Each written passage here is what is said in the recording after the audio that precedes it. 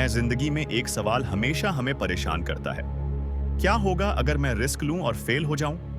लेकिन असली सवाल यह होना चाहिए, क्या होगा अगर मैं रिस्क ना लूं और हमेशा वहीं का वहीं रह जाऊं? यही सोच हमें केज में कैद कर देती है। और यही कहानी है रोहित की, एक मिडिल क्लास लड़के की, जिसने अपनी कंफर्ट जोन की दीवारें तोड़कर रिस्क लेना सीखा और अपनी जिंदगी को नई दिशा दी। रोहित की जिंदगी एकदम टिपिकल मिडिल क्लास पैटर्न पर चल रही थी। अच्छे मार्क्स लाओ, इंजीनियरिंग करो, नौकरी पकड़ो और फिर ईएमआई और रिस्पॉन्सिबिलिटीज में जिंदगी निकाल दो। बाहर से सब परफेक्ट लगता था, लेकिन अंदर से वो खुद को खो चुका था। हर सुबह जब ऑफिस जाने के लिए उठता तो उसे लगता जैसे किसी ने उसके कंधों पर बोझ डाल दिया है। उसे अपनी जिंदगी मैकेनिकल लगने लगी थी। एक दिन मेट्रो में सफर करते हुए उसने अपने फोन पर एक आर्टिकल पढ़ा जिसका शीर्षक था the art of risk. Curiosity में उसने वो आर्टिकल खोला और पढ़ना शुरू किया। उसमें लिखा था, रिस्क एक मॉन्स्टर नहीं है जिसे डराना है, बल्कि एक सीढ़ी है जिसे चढ़ना है। ये लाइन उसके दिमाग में गूंजने लगी। उसने सोचना शुरू किया, क्या मेरी जिंदगी में डर ही मुझे पीछे खींच रहा है? उस रात वो देर तक जागता रहा और सोचता रहा कि उसके डर कहां-कहां हैं। उसे एहसास हुआ कि वो रिस्क से इतना डरता है कि कभी खुद को टेस्ट ही नहीं करता। उसी समय उसने ठान लिया कि अब उसे रिस्क को दुश्मन नहीं, दोस्त बनाना है। शुरुआत उसने छोटे-छोटे रिस्क से की। ऑफिस में प्रेजेंटेशन देना उसके लिए बहुत बड़ा डर था। पहले वो हमेशा पीछे छुप जाता था, लेकिन इस बार उसने खुद हाथ उठाकर प्रोजेक्ट प्रेजेंट करने की इच्छा जताई।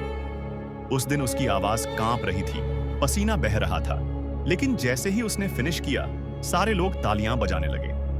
उस छोटे रिस्क ने उसे बड़ा कॉन्फिडेंस दिया। फिर उसने दूसरा रिस्क लिया, अपनी सैलरी का कुछ हिस्सा साइड हस्टल में इन्वेस्ट किया। उसने ऑनलाइन फ्रीलांसिंग शुरू की। शुरू में प्रोजेक्ट्स नहीं मिले, प्रोफाइल रिजेक्ट हुई, लेकिन धीरे-धीरे उसे छोटे क्लाइंट्स मिलने लगे। उसने महसूस किया कि रिस्क लेने का मतलब सिर्फ अनसर्टेनिटी में कूदना नहीं है, बल्कि पेशेंस और परसिस्टेंस रखना भी है। लेकिन असली रिस्क तो अभी बाकी था।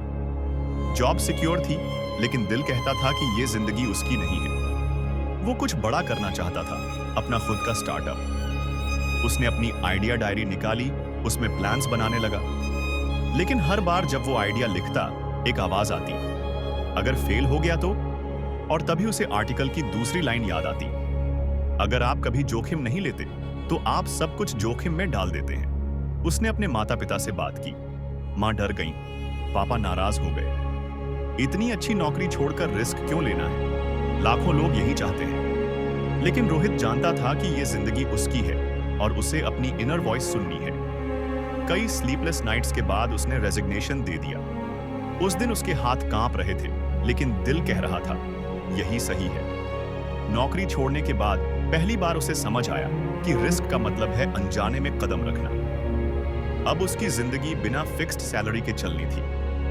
ईएमआई, बिल्स और रिस्पॉन्सिबिलिटीज सब सामने थे। शुरुआत में उसे लगा जैसे वो किसी खाई में कूद गया है। कई बार रात को अकेले बैठकर वो रोता था और सोचता था, क्या मैंने गलत कर दिया? लेकिन फिर उसे याद आता कि रिस्क का मतलब सिर्फ डरना नहीं, बल्कि सीखना भी है। उसने अपनी एनर्जी नए स्टार्टअप पर लगाई। पहले क्लाइंट ढूंढना बहुत मुश्किल था। रिजेक्शन पे रिजेक्शन मिलते रहे। कई लोग बोले, भाई वापस नौकरी कर ले, लेकिन रोहित ने हार नहीं मानी। आखिरकार एक दिन उसे पहला क्लाइंट मिला। उसने दिन रात मेहनत करके प्रोजेक्ट पूरा किया। जब उसने पहली पेमेंट अपने अकाउंट में देखी तो उसे लगा जैसे पूरी दुनिया उसकी है। वो छोटी पेमेंट उसके लिए लाखों की सैलरी से ज्यादा वैल्यूएबल थी, क्योंकि उसमें उसकी करेज और रिस्क का फल छुपा था। उसने महसूस किया कि रिस्क लेने का मतलब गैम्बलिंग नहीं है, बल्कि कैलकुलेटेड स्टेप लेना है। उसने हर असफलता से सीखा। अगर क्लाइंट रिजेक्ट करता तो एनालाइज करता कि कहां गलती हुई। अगर डील फेल होती तो स्ट्रैटेजी बदलता। धीरे धीरे उसका स्टार्टअप छोटे से बड़ा होने लगा। लेकिन सबसे बड़ा ट्रांसफॉर्मेशन उसके अंदर हुआ। अब वो हर डर का सामना करने से घबराता नहीं था। उसे समझ आ गया था कि डर बस दिमाग का इल्यूजन है। जब तक आप रिस्क नहीं लेते, आपको पता ही नहीं चलता कि आपकी लिमिट्स क्या हैं। उसकी जर्नी ने उसे यह सिखाया, छोटे रिस्क से शुरू करो, हर फेलियर से सीखो, नेगेटिव लोगों की बातों से मत टूटो। रिस्क लेने से डर लगे तो सोचो, अगर मैंने रिस्क नहीं लिया तो मेरी जिंदगी वैसी ही रहेगी जैसी है। रोहित की कहानी यही खत्म नहीं होती। उसकी असली लड़ाई, बड़े रिस्क्स और बड़े सपने अभी बाकी हैं। लेकिन पार्ट 1 हमें इतना जरूर सिखा जाता है कि रिस्क से भागना नहीं चाहिए। रिस्क ही हमें ग्रो करता है, रिस्क ही हमें इवॉल्व करता है और रिस्क ही हमें वो बनाता है जो हम बनना चाहते हैं। रोहित की जिंदगी अब बदलने लगी थी। उसने रिस्क लिया, नौकरी छोड़ी, पहला क्लाइंट मिला और धीरे धीरे कॉन्फिडेंस बढ़ने लगा। लेकिन भाई, रिस्क की असली कला तभी सामने आती है जब आप छोटे छोटे रिस्क से आगे बढ़कर बड़े रिस्क उठाने की हिम्मत करते हो। असली ग्रोथ वहीं होती है जहां डर सबसे ज्यादा होता है। स्टार्टअप चलाना आसान नहीं था। कंपटीशन बहुत था, रिसोर्सेज कम थे और मार्केट रूथलेस था। लेकिन रोहित अब समझ चुका था कि हर रिस्क एक नई पॉसिबिलिटी लेकर आता है। उसने बिगर प्रोजेक्ट्स की तरफ हाथ बढ़ाया। शुरुआत में कई डील्स हाथ से निकल गईं, बड़े क्लाइंट्स ने मना कर दिया। लेकिन हर बार उसने खुद को यही कहा, रिस्क लेने से अगर हार भी गया तो कम से कम कुछ सीखूंगा। लेकिन अगर रिस्क नहीं लिया तो जिंदगी वैसी ही रहेगी जैसी थी। धीरे धीरे उसका नाम मार्केट में बनने लगा। छोटे क्लाइंट्स से बड़े कॉन्ट्रैक्ट्स मिलने लगे। लेकिन जैसे जैसे काम बढ़ा, चैलेंजेस भी बढ़े। कई बार ऐसे हालात आते जहां उसे टफ डिसीजंस लेने पड़ते। कभी फाइनेंस का रिस्क, कभी टीम हायर करने का रिस्क, कभी नए प्रोडक्ट लॉन्च का रिस्क। हर डिसीजन में अनसर्टेनिटी थी। लेकिन उसने किताब की वो बात दिल में बिठा ली थी, risk is the price you पे फॉर ग्रोथ। उसने अपनी टीम बनाई।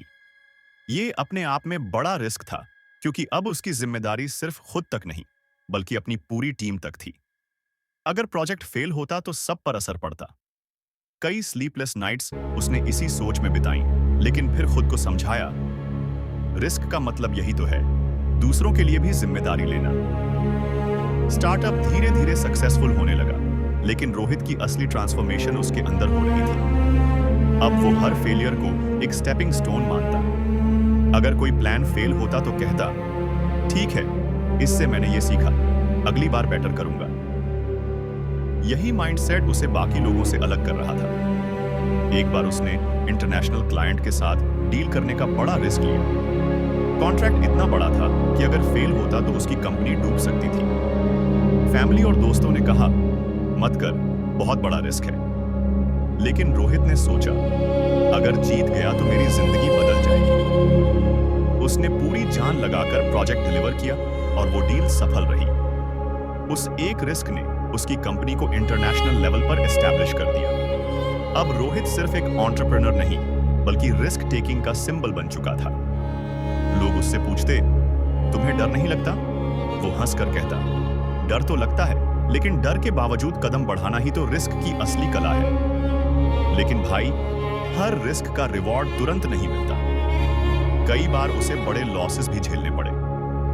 एक बार उसका नया प्रोडक्ट मार्केट में फेल हो गया और उसे लाखों का नुकसान हुआ। उस समय उसके मन में फिर वही सवाल आया, क्या मैं सही कर रहा हूं? लेकिन फिर उसने खुद को याद दिलाया, हर रिस्क एक लेसन है।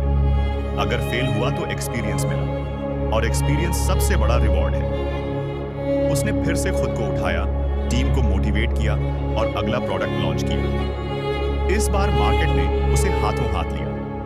यह साबित हो गया कि रिस्क लेने वाला इंसान कभी खाली हाथ नहीं लौटता, या तो जीतता है या सीखता है। रोहित की कहानी हमें यह सिखाती है कि रिस्क लेना जरूरी है, लेकिन ब्लाइंड रिस्क नहीं, कैलकुलेटेड रिस्क। प्रिपरेशन करो, रिसर्च करो, फिर भी डर लगे तो भी कदम बढ़ाओ, क्योंकि कंफर्ट जोन से बाहर ही असली पॉसिबिलिटीज छुपी होती हैं। आज रोहित सेमिनार्स में जाकर लोगों को यही सिखाता है, अगर तुम रिस्क लेने से डरते हो तो समझ लो तुम ग्रोथ से भी डरते हो। जिंदगी की सबसे बड़ी अपॉर्चुनिटीज डर के उस पार छुपी होती है। अगर तुमने रिस्क नहीं लिया तो तुम हमेशा वहीं के वहीं रह जाओगे। उसकी कहानी हमें ये याद दिलाती है, रिस्क से भागो मत, उसे गले लगाओ, क्योंकि रिस्क ही वो कला है जो ऑर्डिनरी इंसान को एक्स्ट्रॉर्डिनरी बनाती है।